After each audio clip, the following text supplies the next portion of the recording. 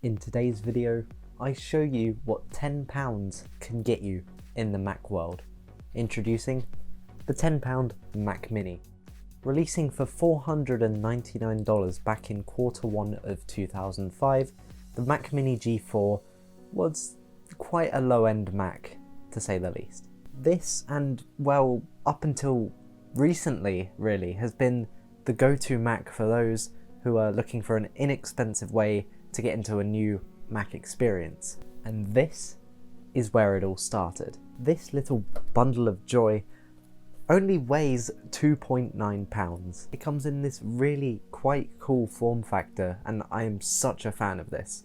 They actually used this design up until 2009/10, where they switched to the aluminium body style, which they do still use today, give or take a few tweaks. Inside this machine is a 1.25 GHz PowerPC G4 processor.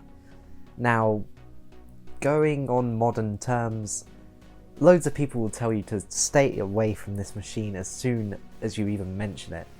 But, as I say, this thing only cost me £10, and I couldn't resist it. I had to get it.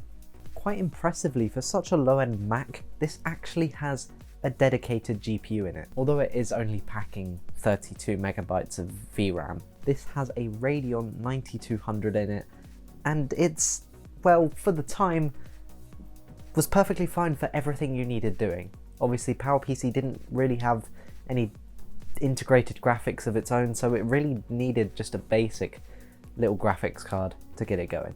Talking about this specific unit now, this does not have a hard drive in it. As you can see, this did come from a high school, quite clearly written across it. Therefore, I reckon they removed the hard drive so that no sensitive information could be gathered from the hard drive.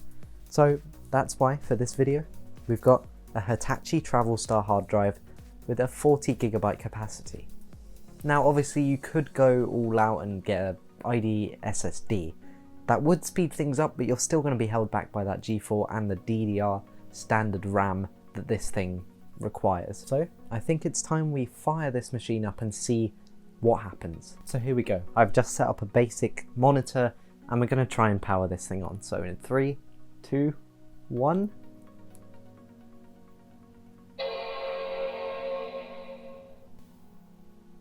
And there we go. So that is the flashing folder symbol, which obviously means this system can't detect a hard drive or an OS.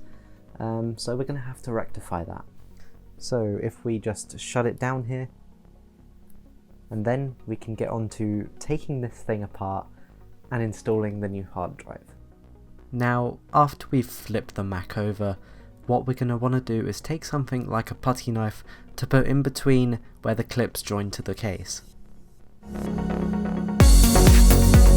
What we're going to want to do is just go gently around all the sides of the Mac so we can get the top case separated from the bottom of the machine. And after doing that, it is finally time to take the top case off. And there we are, the internals of the Mac Mini. Now, a quick and easy upgrade we're just going to perform here is taking out the 512 megabyte DDR RAM stick and swapping it with the max it can support, a 1 GB DDR stick. Now, there are just 3 screws around the outside of the machine that hold the DVD drive and hard drive assembly onto the motherboard. Now we just pull up and the whole assembly comes off in one piece. Credit where credit is due. Thank you to whoever took this machine apart before and left the hard drive screws within the machine. Super helpful. Next up, to get to the actual hard drive holes, first of all we have to remove this fan that cools the computer. Now, skipping ahead a little bit, the hard drive is now installed and we're ready for reassembly.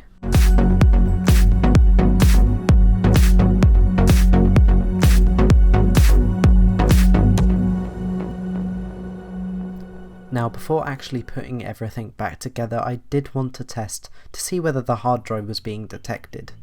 And it was at this point that things went downhill a little bit. So after a little off-screen break and trying to diagnose what was wrong, I actually removed the hard drive from the Mac Mini and miraculously it started right up, and the Tiger disk that was previously not showing up was now detected. So now we're going to give up on the dead 40GB drive and use a 60GB Toshiba drive that, well, should have been used in the first place. But now that everything is all back together again and we've got a fully working hard drive, it's time to install OS X Tiger.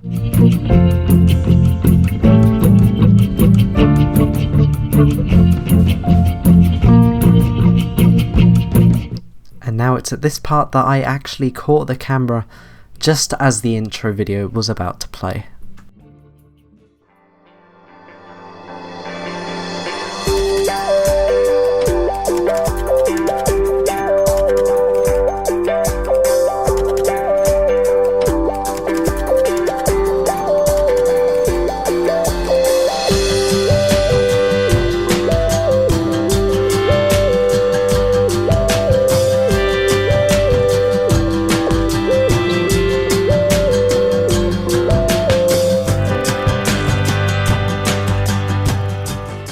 Every time, it never gets old.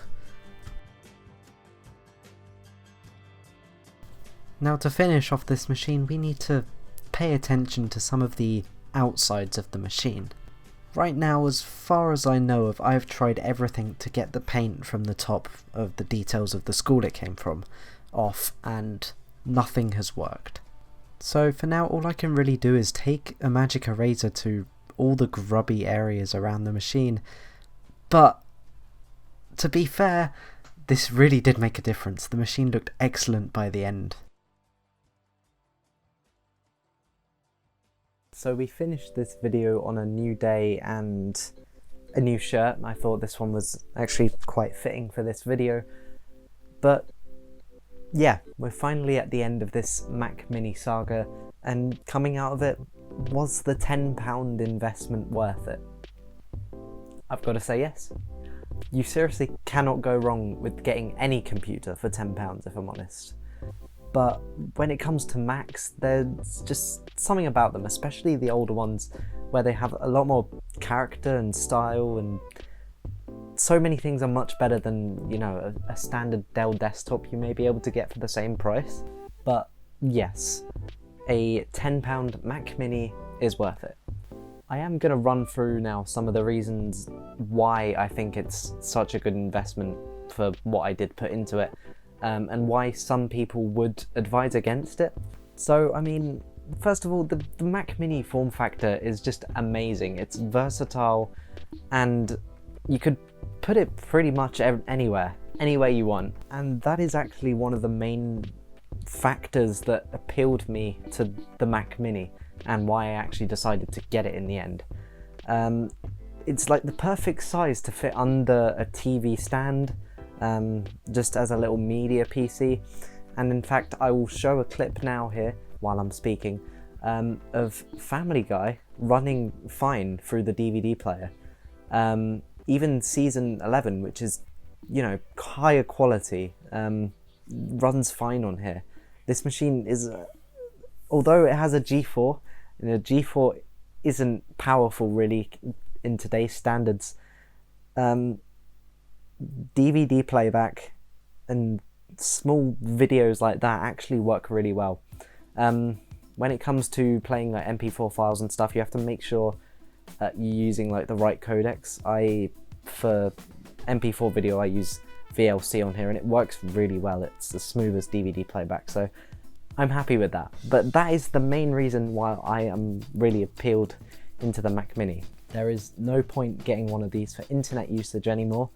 There's not really, besides like things like 10.4 there's nothing you can really get for PowerPC that's actually going to work properly. I do say 10.4 because while it does load some web pages better, you're not going to get YouTube playback, you're not really going to get proper formatting, because things are always changing on the internet. Everything is always adapting and developing, and as this has lost its support now for many years, it's just going to keep going down and down and eventually fade away. in terms of internet usage, which is sad, but it happens to these little machines. But it does make them quite cheap, so they're fun to tinker with. But yeah, as I say, the main reason someone would probably tell you to stay away is because it does run a PowerPC processor. And really, nowadays, if you want to do anything more than DVD playback on an old Mac, you're going to want Intel. Even just like a Core 2 Duo, some of the 2009 Core 2 Duo machines have hit prices like £50, and they can run the latest OS with the right patcher. The patch is supplied by DOSDude1, so I'd check him out, he's quite cool. But yeah, that's my final thoughts on the Mac Mini. It's a really great little PC.